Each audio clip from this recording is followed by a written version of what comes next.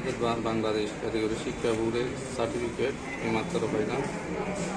এখানে লেখা আছে কেবলমাত্র রাষ্ট্রীয় কাজে ব্যবহৃত বাংলাদেশ কারিগরি শিক্ষা বোর্ড ঢাকা। এখন আমি সার্টিফিকেটগুলো খুলে দেখব।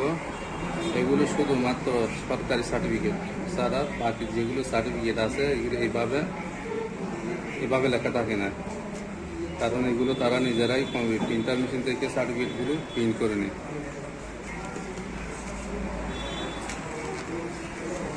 হচ্ছে আমাদের যারা জুলাই ডিসেম্বর 2025 সেশনে পরীক্ষা দিছে তাদের সার্টিফিকেট।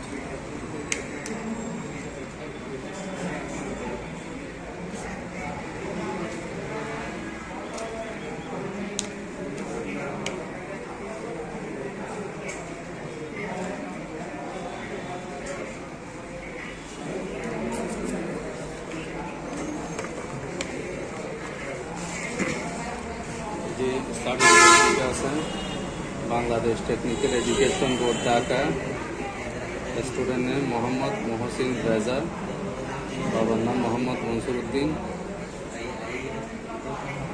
নিজামি, মার নাম রিনু আক্তার। এখানে যে আমাদের প্রতিষ্ঠানের নাম উপরে নেই, উপরে থাকবে কি শুধুমাত্র বোর্ডের নাম, যেগুলো সরকারি উপরে থাকবে বোর্ডের নাম থাকবে, কোনো প্রতিষ্ঠানের নাম উপরে থাকবে না। যদি আপনি কোনো সার্টিফিকেটে প্রতিষ্ঠানের নাম উপরে দেখবেন বুঝবেন এটা সরকারি না, এটা একটা ভুয়া সরকারি সার্টিফিকেট। কারণ সরকারি সার্টিফিকেটে কি থাকবে না, উপরে কোনো প্রতিষ্ঠানের নাম থাকবে না, শুধুমাত্র বোর্ডের নাম থাকবে। প্রতিষ্ঠানের নাম থাকবে এখানে, যেমন এইখানে কি আছে professors computer training center Chittagong.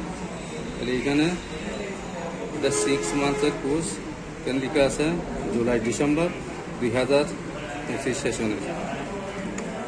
এইভাবে আছে সুলাইমান হোসেন জুলাই ডিসেম্বর। এগুলো সব সরকারি সার্টিফিকেট। অনেক প্রতিষ্ঠানের সার্টিফিকেট আমি দেখছি কিছু এখানে বিজ্ঞাপনের মধ্যে দিয়ে দিছে তাদের কী দিছে, এবং এইদিকে আসা আবার সার্টিফিকেট এরিয়াগুলো, কিন্তু সার্টিফিকেটের সিস্টেমে থাকে না। যেমন এসএসসি সার্টিফিকেটগুলো এইভাবে থাকে, এ পাশে তো কোনো বিজ্ঞাপনের মতো কোনো কিছু থাকে না।